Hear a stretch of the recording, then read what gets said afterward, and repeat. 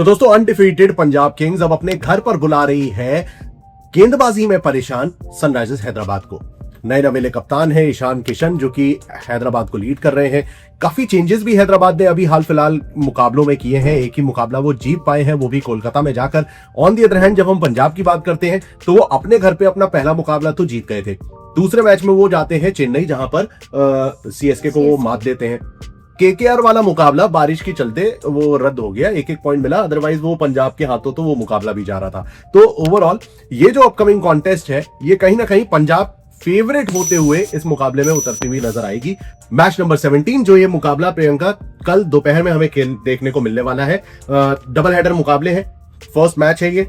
तो क्या लगता है इस अपकमिंग कॉन्टेस्ट को देखते हुए ये जो पंजाब का मैदान है अभी तक कैसा यहाँ पर परफॉर्मेंस रही है, क्या स्टैट्स हैं, और इस अपकमिंग कॉन्टेस्ट में दोनों टीम्स को ध्यान में रखते हुए हम क्या एक्सपेक्ट कर सकते हैं इस मैदान पर, क्या लगता है? अब देखिए, क्योंकि जो मुकाबला है ये पंजाब के ही होम ग्राउंड पर हो रहा है, चंडीगढ़ में ये मुकाबला खेला जा रहा है। तो यहाँ की अगर स्टैट्स की हम बात करें तो अभी तक 12 मुकाबले खेले गए हैं चंडीगढ़ में, जिसमें से 6 मुकाबले दोनों मतलब फर्स्ट बैटिंग और सेकंड बैटिंग दोनों के ही स्टैट्स बराबर नजर आते हैं हमें।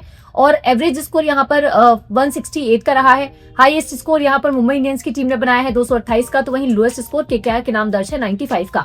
अच्छा, इस सीजन की बात करें तो एक ही मैच अभी तक खेला गया है इस मैदान पर, जहां पर सेकंड बैटिंग करते हुए मुकाबला जीता गया था और पंजाब ने टॉस जीता था और मुकाबला भी जीता, यानी कि उन्होंने पहले गेंदबाजी करने का फैसला लिया था। तो प्रकुल, इस मैच में भी मुझे लगता है कि टॉस जब होगा तो पहले गेंदबाजी करना ही शायद टीम प्रेफर करेगी। और देखिए, इस मैच में अगर बॉलर्स की भी परफॉर्मेंस की हम तरफ नजर डालें तो 13 विकेट यहाँ पर लिए गए थे, जिसमें से 9 विकेट पेसर्स ने और 4 विकेट स्पिनर्स ने चटकाए थे। तो अभी जो ये बॉलर्स का प्रदर्शन है, जो हाल फिलहाल जो स्टैट्स मैंने बताए हैं, इसके हिसाब से क्या लगता है, क्या सनराइजर्स हैदराबाद की टीम पंजाब को पंजाब के ही घर में मतलब टक्कर दे पाएगी? बिल्कुल यार, देखो मुझे अभी तक जो हैदराबाद का जो सिस्टम समझ में आया है वो यही है कि हैदराबाद अपने घर पे उनके उतने स्टैट्स बढ़िया रहे नहीं है।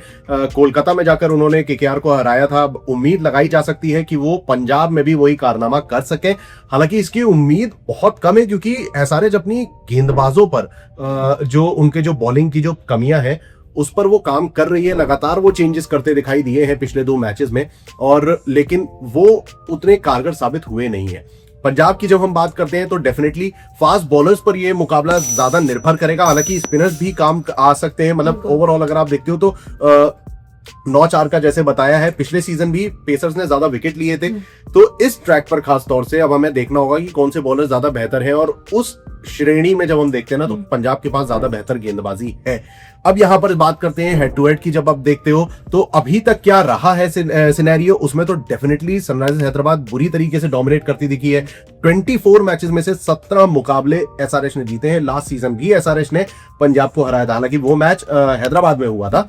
लेकिन अब कहने की बात यही है कि अभी तक के सफर में अगर आप देखते हो तो हैदराबाद डेफिनेटली बहुत डोमिनेट करती नजर आई है। लेकिन इस सीजन या हम पिछले सीजन भी पंजाब की जो परफॉर्मेंस रही थी, जिसको ध्यान में रखते हुए अगर हम देखते हैं तो कहीं ना कहीं पंजाब थोड़ा सा स्लाइट एज ले सकती है और इस मुकाबले को जीत सकती है। क्योंकि देखो अभी तक पिछले 5 मैचेस में या पिछले 6 सीजन में क्या हुआ, जहां पे 5 मुकाबले एसआरएच ने जीते, एकमात्र मुकाबला पंजाब ने जीता, वो भी 2022 में।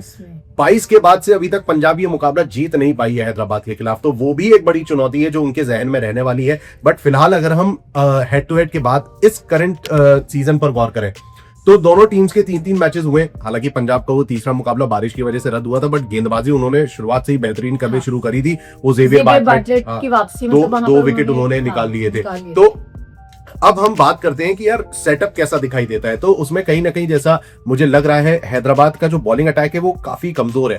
देखो पहले 3 मैचेस पे जब आप गौर करते हो तो पहला मुकाबला आरसीबी के अगेंस्ट वो सीजन ओपनर रहा था, जहां पर टॉप ऑर्डर नहीं चल पाया था। ईशान किशन की वो 80 रन की पारी आई थी, लेकिन वो भी जाया गई क्योंकि टीम वो मुकाबला हारी थी। आरसीबी ने सिंगल हैंडेडली वो मुकाबला निकाल दिया था, जहां पे अनिकेत वर्मा के भी 43 के आसपास रन आए थे। हेनरी क्लासेन 5वें नंबर पर उतरे थे। नीतीश कुमार रेड्डी उनसे ऊपर आए थे, बट वो भी बहुत ज्यादा रन नहीं बनाते, 31 के आसपास रन बनाते। हालांकि हेनरी क्लासेन आगे चल के जो 2 मैचेस हुए हैं उनको मिलाकर टोटल 3 मैचेस में हाईएस्ट रन स्कोरर है। 140 प्लस का उनका अभी तक रन बना दिए हैं हैदराबाद के लिए। जहां दूसरा मुकाबला भी अगर आप देखते हो तो केकेआर के अगेंस्ट उन्होंने बेहतरीन परफॉर्मेंस दी, all thanks to Travis Head and Abhishek Sharma वो चले थे, स्कोर 220 पार गया था और वो मुकाबला एसआरएच ने जीता था। तो वो चीज अगर हम देखते हैं तो बैटिंग लाइनअप हेविली डिपेंड करती है पहले तो 2 ओपनर पे, अगर उन्हें बड़ा स्कोर बनाना है तो Travis Head and Abhishek Sharma.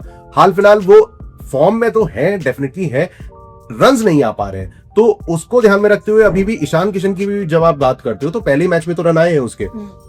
तो टॉप ऑर्डर हेविली रिलाय तो ये टीम टॉप ऑर्डर पे करती है, लेकिन वो भी अभी इनकंसिस्टेंट है। फिर निचले स्तर पर जब देखते हो तो Nitish Kumar Reddy, Heinrich Klaasen and Aniket Varma चूंकि वो रन बना चुके हैं एक आधा मुकाबलों में, तो मुझे लगता है कि वो तीसरे ऐसे मतलब छठे ऐसे बल्लेबाज होंगे जिन पर जाएगी टीम। बट यहाँ पर मोर और लेस टीम वही वैसी ही नजर आती है। लियम लिविंगस्टोन को इन्होंने लखनऊ के खिलाफ खिलाया था और चौथे नंबर पर खिलाया था, बट वो भी 14 रन ही बना पाए 20 गेंदों में। तो बैटिंग लाइनअप भी सफर कर रहा है। गेंदबाजी में भी अभी तक 3 मैचेस में टोटल 16 ही विकेट ले पाई है, टोटल 16 विकेट ले पाए हैं, जहां पर इनके लीडिंग विकेट टेकर रहे हैं हर्ष, जिन्होंने 2-3 विकेट निकाले हैं। और दूसरे आप गेंदबाज देखते हो तो हर्षल पटेल, जयदेव उनादकर, ईशान मलिंगा आ जाते हैं। तो बॉलिंग अटैक डेफिनेटली काफी सफर कर रहा है, जिसके चलते मुझे लगता है पंजाब का पलड़ा भारी हो सकता है। क्योंकि प्रियंका क्या लगता है, मतलब जो हम पंजाब की भी अगर बात करें तो इनके बैटर्स मतलब मुझे लगता है एक के बाद एक आते ही रहते हैं। वो देखिए पंजाब की तो बैटिंग काफी स्ट्रांग दिख रही है, क्योंकि टॉप ऑर्डर भी उनका काफी अच्छा है, मिडिल ऑर्डर भी हमें काफी मतलब स्ट्रांग देखने को मिल रहा है। अब जहां पर ओपनिंग में आप प्रभसिमरन सिंह को देखते हैं, साथ में प्रियांश आर्या उनके साथ ओपनिंग करते हुए नजर आते हैं। पिछले मैच में वो जो केकेआर से पहले वाला मैच था तो एज अ इम्पैक्ट प्लेयर वो खेलने के लिए उतरे थे मैदान पर। तो वहां पर देखिए प्रभसिमरन सिंह ने 43 रन बनाए थे सीएसके के खिलाफ जो मैच था केकेआर से पहले, और प्रियांश आर्या ने भी 46 रन स्कोर किए थे। इनके अलावा देखिए श्रेयस अय्यर जो कि टीम के कप्तान है, नंबर 3 पर बल्लेबाजी के लिए आते हैं। तो यहाँ पर श्रेयस अय्यर ने भी अपना एज अ कैप्टन और एज अ बैट्समैन बहुत ही बढ़िया प्रदर्शन किया था। 68 रन उन्होंने बनाए थे और सीएसके मतलब टोटल उन्होंने 68 बनाए, लेकिन सीएसके के खिलाफ उन्होंने 50 रन स्कोर किए थे। अर्धशतक की पारी उन्होंने खेली थी। कूपर कैनली है यहाँ पर जिन्होंने 108 रन अभी तक बना लिए हैं। तो ये जो बल्लेबाज है ना, यहाँ पर ये जो 4 बल्लेबाज है, प्रियांश आर्या हो गए, प्रभसिमरन सिंह हो गए, श्रेयस अय्यर, कूपर कैनली, तो ये बहुत ही ज्यादा मतलब स्ट्रॉन्ग पोजीशन में भी मुझे दिखाई दे रहे हैं। कंसिस्टेंसी इनकी देखने को मिल रही है। इनके अलावा देखिए टीम के पास निहाल वधेरा भी हैं, शीशांक सिंह जो कि एज अ फिनिशर हमेशा से कहा जाता है कि एज अ फिनिशर की भूमिका निभाते हैं। इनके अलावा मार्कस स्टोइनिस भी हैं जो कि बल्लेबाजी भी कर लेते हैं। अब यहाँ पर अगर गेंदबाजों पर नजर डालें तो गेंदबाजी भी पंजाब की काफी स्ट्रॉन्ग है। तो देखिए विजय कुमार विशाख है जिन्होंने शुरू से ही बल्लेबाजों को डोमिनेट किया है, शुरू से विकेट निकाल रहे हैं। 2 मैचेस उन्होंने खेले हैं और 5 विकेट चटकाए हैं। Yuzvendra Chahal as a spinner team के लिए काफी बेहतरीन प्रदर्शन कर रहे हैं, 2 मैचेस में 3 विकेट ले चुके हैं। और जेवियर बार्टलेट ने 3 विकेट लिए हैं 3 मैचेस में, लेकिन जो पिछला मुकाबला था केकेआर के खिलाफ जो बारिश की वजह से रद्द हो गया, वहां पर उन्होंने गेंदबाजी की थी और 2 विकेट उन्होंने चटकाए थे। मतलब मुकाबला पूरा नहीं हुआ था, लेकिन वो जो जितना भी मुकाबला हुआ था ना, उसमें जेवियर बार्टलेट ने दिखा दिया था कि वो भी डोमिनेट करते हुए नजर आएंगे। उस मुकाबले में थोड़ी मदद तो ट्रैक की भी मिली थी, बट डेफिनेटली जेवियर बार्टलेट अच्छा परफॉर्म कर रहे हैं पिछले 2 मैचेस में भी। उससे पहले केकेआर से पहले वाले मुकाबलों में भी उन्होंने बेहतरीन परफॉर्म किया था। तो अच्छा यही बात मुझे लगी कि इन दोनों जो लाइनअप जो हम देखते हैं ना दोनों टीम्स का, तो कहीं ना कहीं हैदराबाद की टीम बिट्स एंड पीसेस पे दिखाई देती है। पहले 2-3 बल्लेबाज हैं, फिर उसके बाद नीचे एक निचले एक आधा हेनरिक क्लासेन आ गए, नीतीश कुमार रेड्डी आ गए। तो ये कुछ ऐसे बिट्स एंड पीसेस पे दिखाई देते हैं और बॉलिंग अटैक नीचे आते आते तो मुझे ना के बराबर दिखाई देता है। बट वही पंजाब की तरफ जब हम देखते हैं, जो ये लाइनअप हमने देखा है पूरा, वहां पर टॉप 4 बल्लेबाज हैं, फिर उसके बाद मिडिल में भी आपको मार्कस स्टोइनिस के बाद मेरे ख्याल से मार्को एंसन भी होंगे, है ना। तो वो जो मार्को एंसन तक एंड इवन जेवियर बार्टलेट भी मतलब दिन आया तो छक्के बड़े हिटिंग कर सकते हैं। तो वो वहां तक तो नहीं, लेकिन 8th डाउन तक इनके पास बहुत अच्छा बैटिंग लाइनअप है, जिसका ये फायदा एसआरएच के खिलाफ उठा सकते हैं। तो ओवरऑल जब आप देखते हो तो कहीं ना कहीं मुझे तो एक चीज यही लगती है प्रियंका, जो हम बात भी कर रहे थे कि इस अपकमिंग कॉन्टेस्ट में कहीं ना कहीं पंजाब का स्लाइट एज क्या अच्छा खासा एज दिखाई देता है और मुकाबला जीतने की भी दावेदारी पेश करती है। लेकिन वही है, एसआरएच की टीम अगर जैसे पहले बल्लेबाजी करती है बड़ा स्कोर दर्ज कर देती है, तो वहां पे थोड़ा टीम फंस सकती है। हम उसी पे आके रुक जाते हैं कि भाई अगर टॉप ऑर्डर चल जाता है एसआरएच का, तो फिर यहाँ पर थोड़ी सी मुश्किल हो सकती है। लेकिन मुझे ऐसा लगता नहीं है, मुझे लगता है कि पंजाब की टीम मुकाबला, ये जो ट्रैक है ना, जो मुझे अभी तक नजर आया है, जो हमने पिछले सीजन भी देखा था, बहुत बड़ा स्कोर यहाँ पे बनता नहीं है, बहुत हाई स्कोरिंग ट्रैक ये है नहीं। तो मतलब एवरेज भी मेरे ख्याल से 170-180 के आसपास है ना, 170 के आसपास का है। तो जब आप इस मैदान को देखते हो तो बॉलर्स भी इस पे फंसा सकते हैं। तो पंजाब के पास वो बॉलर है, वो काबिलियत है उन बॉलर्स में जो इनके बल्लेबाजों को रोक सकती है। हैदराबाद के लिए अब उनकी बल्लेबाजी गेंदबाजी में तो वो टेस्ट दे ही रहे हैं अपना, लेकिन बल्लेबाजों का भी इस बार बहुत बड़ा इम्तिहान है कि भाई जिसके दम पर वो टीम अभी तक चल रही है ना, क्या वो उनकी जो मेन पावर है वो कुछ दिखा पाएगी या नहीं दिखा पाएगी अब, क्योंकि जैसे जैसे मुकाबले आगे बढ़ेंगे अब जीत बहुत दर्ज करना इंपॉर्टेंट रहेगा। तो एसआरएच भी उन टीमों में से जिनका हमने बात करी थी कि शायद वो प्लेऑफ्स के लिए क्वालिफाई ना कर पाए, अब उसके लिए वो पूरी तरीके से ठप्पा ही ना लगा दे कि हाँ भाई पॉइंट्स टेबल में भी अब नीचे चली गई है। बिल्कुल, पॉइंट्स टेबल में भी नीचे है, लखनऊ की टीम ऊपर आ चुकी है।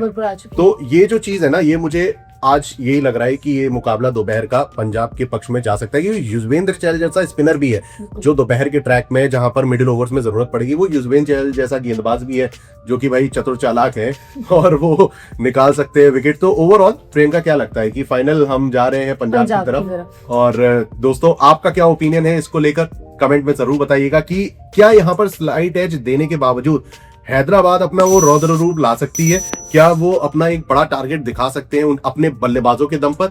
कमेंट में जरूर बताइएगा। फिलहाल के लिए इस वीडियो में बस इतना ही, जल्द हाजिर होंगे शाम के मुकाबले की A to Z detailed updates के साथ। Till then stay tuned and keep watching cricket Guru.